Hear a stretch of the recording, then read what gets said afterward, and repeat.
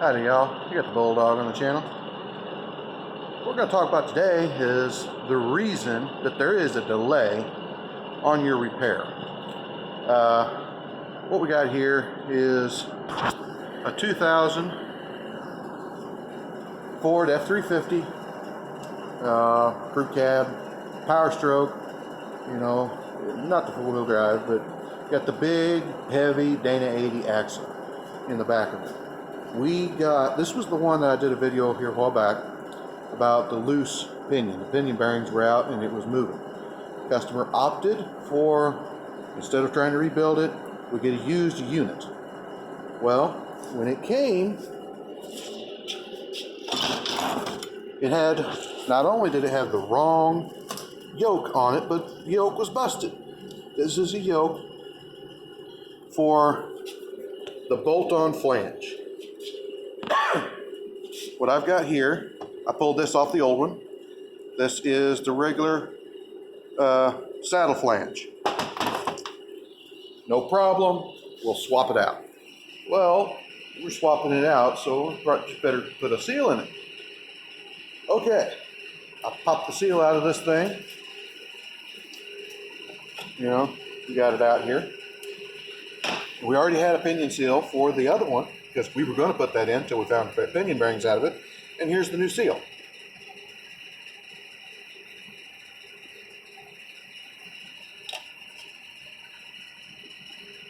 That's different. This seal is a shelf type seal. That gray you see right here, that's where it seals. It drives in there, and this back seals up against the housing instead of the outside doing it.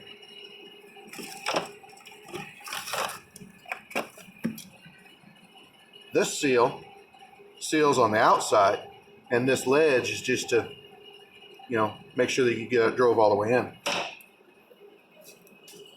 Here's the housing that we're going to be using, and in here you see how deep that shelf is, so that seal can drive in there, you know, ½ inch, and then that lip hits right here, and that makes sure that it's all nice and flat, square, and everything. And now right here, you got the old one. See if you can see it. That shelf is a whole lot closer because this shelf here is where it seals instead of sealing on the outside. So the seal is very shallow. You drive it in there until that backside hits this, and that makes sure that it's all nice and square. So everything else is the same. The brakes are the same, the gears are the same, the housing itself is the same, axles are the same, hubs are the same. That little part is different. And because that little part is different, they machine the housing completely different in that area. I cannot use that seal. It won't seal. It won't be square. You could drive it on in there, you know, an extra ½ inch deep, but then you run the risk of getting in the wrong spot on this thing and having it not seal correctly. So I had to sit down at the computer and start clicking around on years. What they do at the salvage yard is they get something in. I've got this year of vehicle, it's this axle, and then they have an interchange book and it says it fits all these. So if you're looking for something for one of that, they give you, okay, this axle fits it, and it physically fits it. It bolts right in, and if I didn't change that yoke, I would have never known it. But I'm assuming that's why the yoke was different too, because that 1 year difference would have changed everything. I didn't know what year difference it was. I just sat in the computer, you went to my quick quotes, and looked up, this is a 2000 Ford.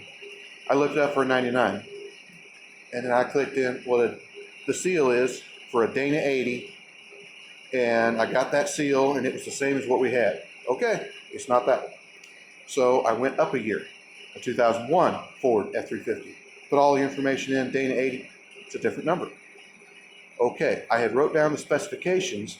There's a basically you can click in there, and it's supposed to give you the dimensions of the seal, the dimensions of the shaft that it goes on.